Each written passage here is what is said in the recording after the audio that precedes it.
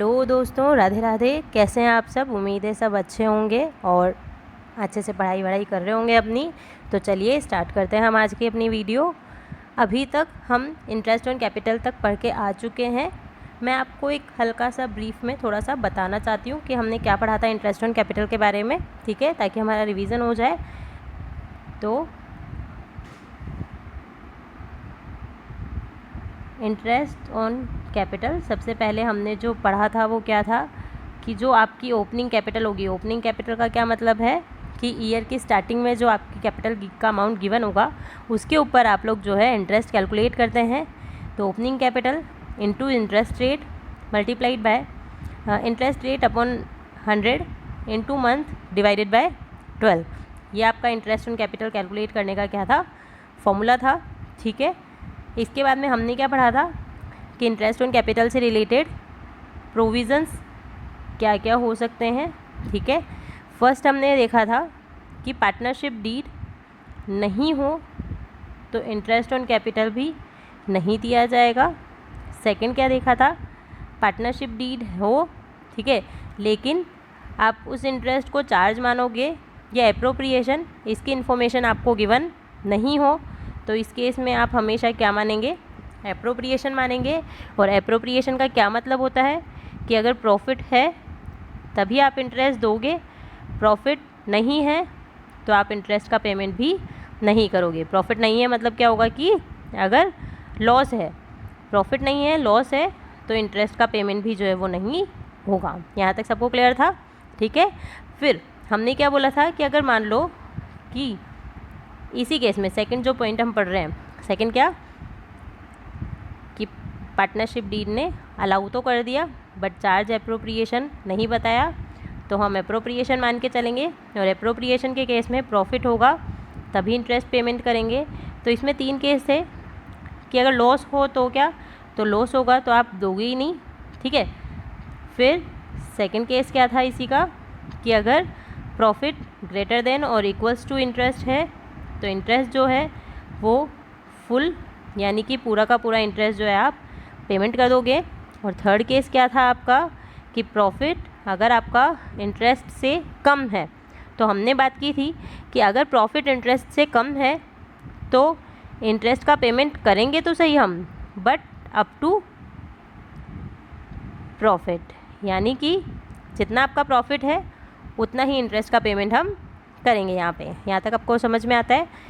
तो अब बात ये आती है कि इंटरेस्ट प्रॉफिट तक देना तो है, इंटरेस्ट ऑन कैपिटल का पेमेंट हम प्रॉफिट तक करेंगे तो सही, लेकिन जो भी पार्टनर्स होंगे, मान लेते हैं ए बी सी हैं, तीनों पार्टनर्स हैं, तो तीनों को पेमेंट कितना करेंगे हम, प्रॉफिट के बराबर हमने अमाउंट इंटरेस्ट का पेमेंट तो कर दिया, बट इसको किस अमाउंट में हम इन तीनों पार्टनर्स में डिस्ट्रीब्यूट करने वाले हैं। तो ये जो अमाउंट पे करेंगे हम वो किस रेशियो में डिस्ट्रीब्यूट करेंगे, interest on capital. I hope आपको यहाँ तक समझ में आया होगा और यहाँ तक याद भी होगा। एक और जो लास्ट पॉइंट था वो क्या था कि पार्टनरशिप डीड ने आपको अलाउ भी किया हुआ है और आपको ये बोला है कि जो इंटरेस्ट ऑन कैपिटल है वो क्या है, चार्ज है। यानी कि क्या मान रहे हैं हम, इंटरेस्ट ऑन कैपिटल को क्या मानने के लिए बोला गया है कि ये चार्ज अगेंस्ट प्रॉफिट है। अगर चार्ज अगेंस्ट प्रॉफिट है तो हमने बात की थी कि प्रॉफिट हो चाहे ना हो, प्रॉफिट हो चाहे ना हो, आपको इंटरेस्ट का पेमेंट तो करना ही पड़ेगा। आती है बात समझ में? यहाँ तक तो ये सारे रूल्स हमने किससे रिलेटेड पढ़े थे, इंटरेस्ट ऑन कैपिटल से रिलेटेड, ठीक है। इसको प्रैक्टिकली मैंने आपको बताया था कि पहले हम सारा थ्योरेटिकल जो भी नोट्स है आपके उनको रीड आउट कर लेते हैं, उसके बाद सारा का सारा प्रैक्टिकली अप्लाई करेंगे हम, ठीक है। तो आज नया टॉपिक स्टार्ट करने वाले हम, इसी का नया पॉइंट। तो आगे क्या देखेंगे हम आज, इंटरेस्ट ऑन ड्राइंग के बारे में। इंटरेस्ट ऑन ड्राइंग की कैलकुलेशन आप लोग कैसे करते हैं इसके बारे में हम रीड करने वाले हैं। हाँ जी, तो इंटरेस्ट ऑन ड्राइंग कैलकुलेट करने के 2 मेथड्स हमारे पास होते हैं। फर्स्ट है सिंपल मेथड और सेकंड है प्रोडक्ट मेथड, ठीक है। सिंपल मेथड में क्या होगा कि जो भी ड्राइंग्स अमाउंट, मतलब जो भी आपने ड्राइंग की है, जो भी पार्टनर्स ने ड्राइंग की है, into rate of interest upon 100 into months divided by 12। जितनी भी ड्राइंग्स अमाउंट जो भी पार्टनर्स ने ड्राइंग की होगी, इतना भी पैसा विड्रॉ किया होगा, उसका अमाउंट लेंगे, उस पर क्या रेट एप्लीकेबल करनी है हमको वो लेंगे, और मंथ्स कौन से लेने हैं, जिस दिन उसने ड्राइंग की है, पार्टनर ने जिस दिन विड्रॉ किया है पैसा, वहाँ से एंड ऑफ द ईयर की डेट, वो जो टाइम पीरियड होगा वो टाइम हमको लेना है। जैसे फॉर एग्ज़ाम्पल हम देख लेते हैं, ए, बी और सी 3 पार्टनर्स थे, तीनों ने 1000 1000 1000, ठीक है, विड्रॉ किया। कब किया? तीनों ने विड्रॉ किए हैं, ठीक है, तीनों ने विड्रॉ किए हैं, मान लेते हैं कि सितंबर 30 सितंबर को विड्रॉ किया। 30 सितंबर के बाद में कितना टाइम पीरियड बचता है? अक्टूबर, नवंबर, दिसंबर, जनवरी, फरवरी, मार्च, 6 मंथ्स रहते हैं, ठीक है। तो तीनों पार्टनर्स ने क्या किया, जैसे फॉर एग्जांपल ए है तो अमाउंट ऑफ ड्राइंग कितना है ए का? 1000 रुपीज़। रेट ऑफ इंटरेस्ट मान लेते हैं 6% गिवन है आपको क्वेश्चन में, मल्टीप्लाइड बाय मंथ्स कितने लिए हमने अभी? 6 मंथ्स। कहाँ से आया 6 मंथ? तो 30 सितंबर था, तो 30 सितंबर से अगर बात की जाएगी तो अक्टूबर, नवंबर, दिसंबर, जनवरी, फरवरी, मार्च, ठीक है, तो 6 मंथ्स है, तो इस वजह से 6 डिवाइडेड बाय 12। ऐसे ही सारे पार्टनर्स का निकल जाएगा, बी और सी का भी, क्योंकि अमाउंट ऑफ ड्राइंग सेम है, तो जो इंटरेस्ट ऑन ड्राइंग है वो तीनों का सेम ही आएगा। यहाँ तक बात समझ में आती है? तो ये तो क्या था हमारा सिंपल मेथड, ठीक है। अब बात आती है प्रोडक्ट मेथड। प्रोडक्ट मेथड जो है वो कब अप्लाई होता है? जब पार्टनर्स जो हैं, जैसे फॉर एग्जांपल ए है, उसने एक साल में यानी एक फाइनेंशियल ईयर में 2 बार, 3 बार, 4 बार, मतलब एक बार से ज़्यादा ड्राइंग की हो, ठीक है। हालांकि हम सिंपल मेथड भी उस केस में यूज़ कर सकते हैं, लेकिन वो थोड़ा लेंथी हो जाता है। इस वजह से अगर बहुत ज़्यादा बार ड्राइंग किया हुआ है, अमाउंट मतलब बहुत ज़्यादा विड्रॉ किया है, तो उस केस में प्रोडक्ट मेथड यूज़ करना ज़्यादा बेटर होता है, ठीक है। तो उस केस में हम कौन सा मेथड यूज़ करेंगे? Product method. जैसे कि मान लिया कि ए ने 1 जुलाई को विड्रॉ किया, ठीक है, फिर 1 नवंबर को विड्रॉ किया, फिर 1 जैन को विड्रॉ करा, और फिर एक फेब को विड्रॉ किया, तो 4 बार विड्रॉ कर दिया अमाउंट को। तो इस केस में क्या होगा? कैलकुलेशन बहुत ज़्यादा हो जाएगी, तो इसीलिए इस केस में कौन सा मेथड यूज़ करते हैं हम? Product method. अब ये यूज़ कैसे होता है? तो हमने हमारे एग्जाम्पल में क्या बोला था अभी? 1 जुलाई, 1 नवंबर, 1 जनवरी और 1 मार्च, यही बोला था। तो 1 जुलाई को जितना अमाउंट विड्रॉ किया हुआ होगा वो कितने टाइम के लिए चलेगा? जुलाई, अगस्त, सितंबर, अक्टूबर, नवंबर, दिसंबर, जनवरी, फरवरी, मार्च, 9 मंथ्स के लिए होगा। तो amount of drawing multiplied by 9 divided by 12। नवंबर में जो विड्रॉ किया होगा, नवंबर, दिसंबर, जनवरी, फरवरी, मार्च, 5 मंथ्स के लिए हो जाएगा, तो 5 डिवाइडेड बाय 12। जैन में जो किया होगा मल्टीप्लाइड बाय 3 डिवाइडेड बाय 12। मार्च में जो किया amount of drawing multiplied by 1 divided by 12। तो इससे क्या होगा? इन सब की कैलकुलेशन करने के बाद में जो एंड में हमारे पास अमाउंट आएगा, इन सब की हम टोटल कर लेंगे, ठीक है।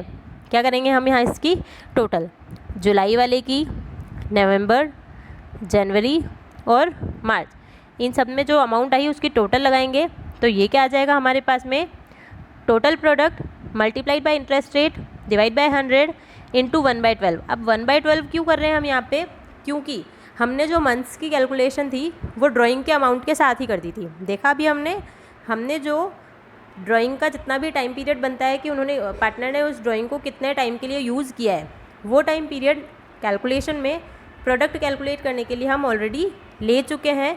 इसीलिए अब यहाँ पे 1 डिवाइडेड बाय 12 हम यूज़ कर लेंगे। यहाँ तक क्लियर होती है बात? तो हमने क्या बोला कि इंटरेस्ट ऑन ड्राइंग कैलकुलेट करने के 2 मेथड है हमारे पास में। फर्स्ट है सिंपल, सेकंड है प्रोडक्ट मेथड। सिंपल मेथड में direct amount of drawing, rate of interest upon 100, once divided by 12, इन सबको मल्टीप्लाई करेंगे। अच्छा, अभी जो एग्जांपल हमने लिया, अभी जो जस्ट हमने एग्जांपल लिया कि ए ने जुलाई में, नवंबर में, जैन में, जुलाई, नवंबर, जैन और मार्च 3-4 बार विड्रॉ किया था, ठीक है। तो मान लिया यहाँ 5000 रुपीज़, यहाँ 2000 रुपीज़, यहाँ 3000 और यहाँ 4000, ये सारी हमारी अमाउंट विड्रॉ हुई है। ठीक है, तो ये जो अमाउंट्स विड्रॉ हुए हैं, ठीक है, तो अगर सिंपल मेथड हम लगाते हैं तो हम क्या करेंगे, amount of drawing 5000, rate of interest मान लिया 6% है तो 6 डिवाइडेड बाय 100 इंटू मंथ्स। जुलाई से हमने क्या बोला था, 9 मंथ्स बनते हैं तो 9 डिवाइडेड बाय 12। ठीक है, वैसे ही अगर मान लेते हैं कि जुलाई की जगह हम नवंबर की देख रहे हैं तो नवंबर से 5 डिवाइडेड बाय 12। ठीक है, और ऐसे ही अगर हम लोग जैन से कैलकुलेट करेंगे तो 3 डिवाइडेड बाय 12, और जब हम लोग मार्च से कैलकुलेट करेंगे तो यहाँ पे क्या आ जाएगा, 1 डिवाइडेड बाय 12। आई होप यहाँ तक आपको समझ में आया होगा कि अगर दोनों कैलकुलेशन हम सिंपल और प्रोडक्ट दोनों मेथड से कर सकते हैं, बट अगर सिंपल मेथड, इस वाले मेथड में हम सिंपल लगाएंगे कि 2 या 2 से ज़्यादा बार वो विड्रॉ कर रहा है, तो उस केस में अगर हम सिंपल मेथड लगाएंगे तो कैलकुलेशन बहुत ज़्यादा हो जाएगी। जैसे हमने एक बार जुलाई का, फिर नवंबर, फिर जैन, फिर मार्च, इन सब का कैलकुलेट करेंगे तो सिंपल मेथड तब ज़्यादा ठीक होता है जब 1 या 2 बार हमको कैलकुलेशन करनी हो, लेकिन अगर ज़्यादा कैलकुलेशन है तो प्रोडक्ट मेथड ज़्यादा अच्छा होता है। यहाँ तक बात समझ में आई होगी आप लोगों के। ठीक है, another method to calculate interest on drawing is also available there when drawing is done on regular intervals. अगर मान लो जो विड्रॉ किया है अमाउंट, जो विड्रॉ किया है पार्टनर्स ने, ए बी सी मान लेते हैं, 3 पार्टनर्स हैं। ठीक है, ए बी और सी 3 पार्टनर्स हैं, तीनों क्या कर रहे हैं, विड्रॉ कर रहे हैं। ठीक है, और विड्रॉ एक फ़िक्स इंटरवल पे कर रहे हैं। फ़िक्स इंटरवल का मतलब हो गया कि तीनों पार्टनर्स मंथ की स्टार्टिंग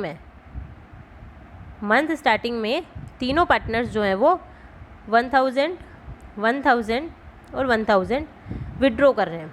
यानी कि एक पैटर्न हो गया, एक रेगुलर इंटरवल हो गया। क्या इंटरवल हुआ कि हर महीने के स्टार्टिंग यानी हर मंथ में वो विड्रॉ कर रहे हैं, मंथली बेसिस पे कर रहे हैं, तो एक फिक्स इंटरवल हो गया। तो यही बात बोली जा रही है कि अगर रेगुलर इंटरवल्स पे जो है विड्रॉ किया जाता है तो इंटरेस्ट ऑन ड्राइंग कैलकुलेट करने का दूसरा फॉर्मूला एप्लीकेबल भी हो सकता है इंटरेस्ट ऑन ड्राइंग का। इंटरेस्ट ऑन ड्राइंग कैसे कैलकुलेट करेंगे, इस मेथड को किस नाम से हम जानते हैं, तो एवरेज पीरियड मेथड से जानते हैं। किस नाम से जानते हैं हम, एवरेज पीरियड मेथड नाम से हम इसको जानते हैं। कैलकुलेशन कैसे होगी इंटरेस्ट ऑन ड्राइंग की, टोटल ड्राइंग। अच्छा, अभी प्रोडक्ट मेथड जो कैलकुलेट किया था उसमें हमने क्या लिखा था, टोटल प्रोडक्ट। टोटल प्रोडक्ट में हमने कैलकुलेशन की थी। ठीक है, जबकि यहाँ पे क्या बोल रहा है, टोटल ड्राइंग। टोटल ड्राइंग यानी कि अभी जो हमने एग्जांपल देखा था ए बी सी का, उसमें क्या था, 1000 मंथली कर रहे थे वो। ठीक है, तो ए ने पूरे साल भर में, पूरे फाइनेंशियल ईयर में कितना विड्रॉ किया होगा, 12000। कहाँ से आया 12000, 1000 अगर मंथली कर रहे हैं तो पूरे 12 महीने में कितना करेगा, 12000। तो टोटल ड्राइंग्स कितना आ जाएगा हमारा, 12000। तो इसी तरीके से टोटल ड्राइंग निकालते हैं आप, into interest rate divide by 100 into average period upon 12। Average period upon 12। Average period देखते आपको समझ आना चाहिए कि यहाँ पे हमको क्या करना होगा, एवरेज पीरियड की कैलकुलेशन करनी होगी। मेथड का नाम ही एवरेज पीरियड है तो एवरेज पीरियड तो आना ही है यहाँ पे। ठीक है, सिंपल मेथड में क्या बोला था, मंथ्स डिवाइड बाय 12, क्योंकि यहाँ पे मंथ्स होंगे कि जिस डेट को मान लेते हैं जुलाई में विड्रॉ किया है, 1 जुलाई को विड्रॉ किया है, तो जुलाई, अगस्त, सितंबर, अक्टूबर, नवंबर, दिसंबर, जनवरी, फरवरी, मार्च, तो वहाँ पे फिर 9 मंथ्स लग जाते हैं। जैन में किया है तो 3 महीने लग जाएंगे। ठीक है, इस तरीके से एक फिक्स फॉर्मेट होता है। सिंपल में मंथ्स लेते हैं। ठीक है, प्रोडक्ट में 1 डिवाइड बाय 12 लेते हैं। क्यों लेते हैं, मैंने आपको बताया था, अभी बताया कि प्रोडक्ट की कैलकुलेशन करते वक्त ही हम लोग मंथ्स का जो एडजस्टमेंट होता है वो वहीं पे करके आ चुके होते हैं। समझ में आती है बात, तो इसीलिए यहाँ मंथ्स डिवाइड बाय 12, यहाँ 1 डिवाइड बाय 12। क्लियर होती है यहाँ तक बात, आई होप समझ में आ गया होगा आपको। तो एवरेज पीरियड मेथड में क्या बोल देंगे हम, average period divided by 12। I hope ये क्लियर हुआ है। अब मेन सवाल ये आता है कि भाई एवरेज पीरियड कैसे कैलकुलेट करना है हमको ये तो पता चल गया कि हमको इंटरेस्ट ऑन ड्राइंग कैलकुलेट अगर एवरेज पीरियड मेथड से करनी है तो हमको क्या लेना पड़ेगा, एवरेज पीरियड लेना पड़ेगा। ठीक है, अगर हमको इंटरेस्ट ऑन ड्राइंग की जो कैलकुलेशन है वो एवरेज पीरियड मेथड से करनी है तो हमको एवरेज पीरियड लेना पड़ेगा। ये हमको समझ में आ गया, लेकिन अब ये बात आती है कि हम एवरेज पीरियड की कैलकुलेशन कैसे करें। तो इसका एक फॉर्मूला होता है एवरेज पीरियड कैलकुलेट करने का। फॉर्मूला क्या है? फॉर्मूला क्या है? Time left after first drawing plus time left after last drawing. क्या बोला है? एवरेज पीरियड कैलकुलेट करने का फॉर्मूला क्या है? टाइम लेफ्ट यानी कितना टाइम बचा है after first drawing. First drawing करने के बाद में कितना टाइम बचा है आपके पास में। यानी कि हमारे एग्जांपल में हमने बोला था कि ABC तीनों ने मंथ के स्टार्टिंग में विड्रॉ किया है पैसा। बोला था या नहीं बोला था? मंथ के स्टार्टिंग में विड्रॉ किया है। अगर मंथ स्टार्टिंग यानी कि मैं ये बोल सकती हूँ क्या कि 1 अप्रैल, 1 मई, 1 जून, इस तरीके से विड्रॉ किया होगा। मंथ स्टार्टिंग का मतलब यही होता है, यस और नो? हाँ जी। तो इसका मतलब यही होता है कि मंथ स्टार्टिंग यानी कि 1 अप्रैल, 1 मई, 1 जून, 1 जुलाई, 1 अगस्त, इस तरीके से उसने लिया होगा मंथ स्टार्टिंग में अगर विड्रॉ किया है तो। ठीक है भाई, अगर ऐसा है तो फर्स्ट ड्राइंग क्या है? 1 अप्रैल। इसके बाद में कितना टाइम बच रहा है इस फाइनेंशियल ईयर में? चेक करोगे तो पूरे 12 मंथ, यस और नो? 1 अप्रैल के बाद में अगर हम कैलकुलेशन करते हैं तो अप्रैल पूरा ही है ना। अप्रैल, मई, जून, जुलाई, अगस्त, सितंबर, अक्टूबर, नवंबर, दिसंबर, जनवरी, फरवरी, मार्च। फर्स्ट ड्राइंग के बाद में पूरे 12 महीने हमारे पास अभी भी लेफ्ट हैं, बचे हुए हैं। ठीक है, तो यहाँ पे क्या लिख दूँगी मैं? 12, 12 प्लस लास्ट ड्राइंग, फर्स्ट में आ गया 12। यहाँ पे बोला है कि लास्ट ड्राइंग के बाद कितना बचा है। लास्ट ड्राइंग कब करेगा पार्टनर कब करेगा? 1 मार्च को। तो 1 मार्च के बाद कितना टाइम लेफ्ट है, कितना टाइम बच गया? तो 1 महीना। समझ आता है हमको? कितना टाइम बचा है? 1 मंथ। तो क्या बोलूँगी मैं? 12 + 1 डिवाइडेड बाय 2। इसकी कैलकुलेशन करेंगे हम तो कितना आ जाएगा? 6.5 मंथ्स। यस और नो?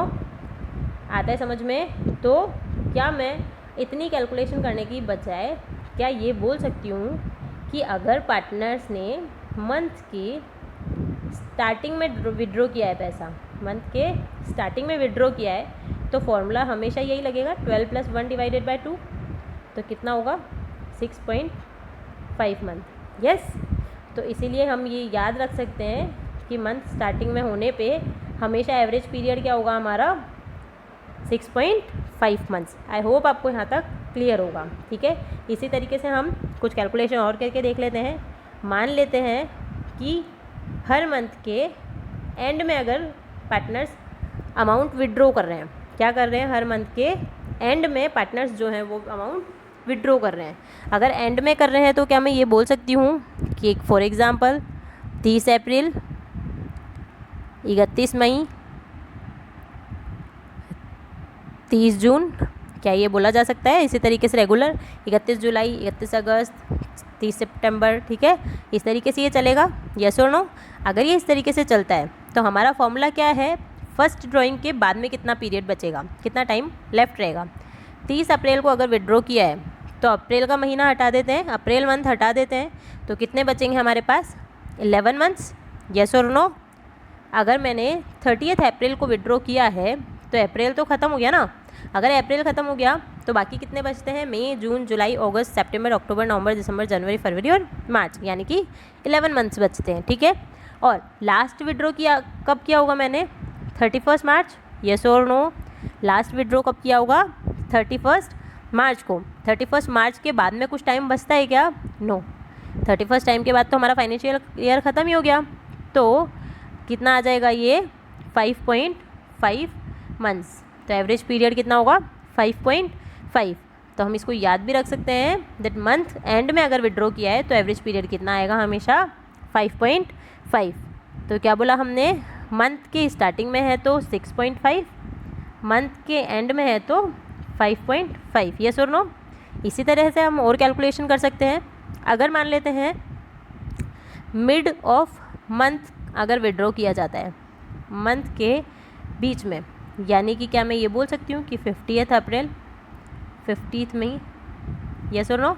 इसी तरह से अगर मैं मिड ऑफ मंथ कैलकुलेशन कर रही हूँ, मिड ऑफ मंथ अगर विड्रॉ कर रही हूँ तो उस केस में 50 अप्रैल, 50 मई, 50 जून, ऐसे चलता जाएगा, यस और नो। तो फर्स्ट ड्राइंग हमारी हुई 50 अप्रैल को, तो क्या हुआ, हाफ मंथ ख़त्म हो गया ना, यस और नो। हाफ मंथ हमारा ख़त्म हो चुका है। अगर हाफ मंथ गया है तो बाकी कितने बच जाते हैं, 11.5। 11.5 फर्स्ट ड्राइंग के बाद में कितना टाइम बचा है, 11.5 मंथ्स, यस और नो। और लास्ट ड्राइंग कब की होगी मैंने, 50 मार्च को, यस और नो। लास्ट ड्राइंग हमने की होगी 50 मार्च को, तो कितना टाइम बचता है, 0.5 मंथ्स, यस, डिवाइडेड बाय 2, तो कैलकुलेशन करने पे क्या आ जाएगा, ये 6 मंथ्स। यानी कि एवरेज पीरियड की कैलकुलेशन में हमारा जो एवरेज पीरियड आएगा मिड ऑफ मंथ करने पे 6 मंथ्स आएगा। यहाँ तक क्लियर होती है बात। तो इसका क्या रिजल्ट निकलेगा, मंथ स्टार्टिंग, मंथ एंड और मिड ऑफ मंथ। स्टार्टिंग में करेंगे तो 6.5, एंड में करूँगी तो 5.5 और मिड में करूँगी तो 6। ये कैलकुलेशन समझ में आती है आप सबके, क्लियर है। तो इस तरह से हम लोग जो है एवरेज पीरियड की कैलकुलेशन करते हैं और ये हमारे लिए इम्पॉर्टेंट है, हमें ये याद होना चाहिए, ठीक है। हाँ जी, आगे बढ़ते हैं। क्या देख लिया हमने, कैलकुलेशन के मेथड्स देख लिए, एक सिंपल एक प्रोडक्ट, इनके फॉर्मूले देख लिए। एक और मेथड हमने कौन सा देखा, एवरेज पीरियड मेथड, ठीक है। आगे चलेंगे, आगे क्या बोला है, कुछ इंपॉर्टेंट पॉइंट्स हमें बताए हैं।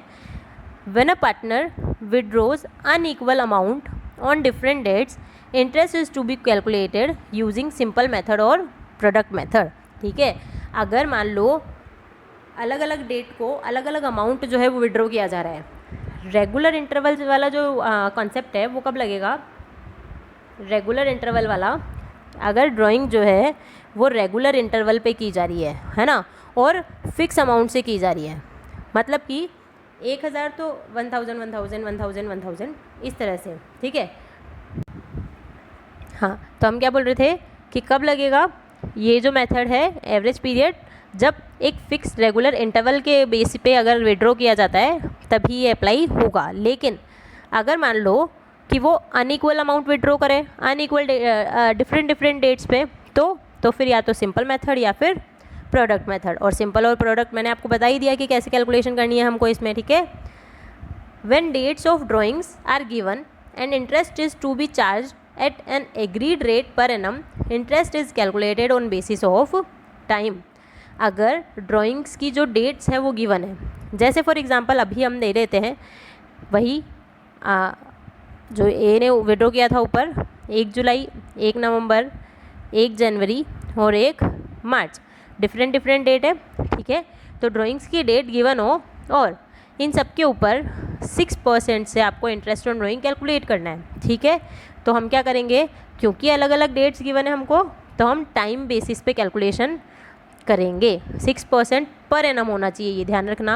अगर 6% पर एनम बोला है तभी टाइम की कैलकुलेशन होगी।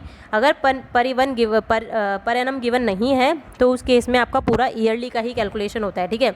अगर ये पर एनम नहीं लिखा तो फिर 6% जो रेट दी हुई है उसमें टाइम का कोई लेना देना नहीं है।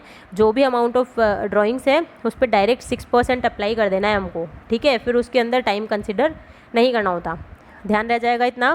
देखो ये लिखा हुआ interest rate given without per annum, अगर पर एनम नहीं लिखा हुआ है तो interest calculated without considering time factor, time factor को आपको कंसिडर नहीं करना होता है, ये ध्यान रह जाएगा।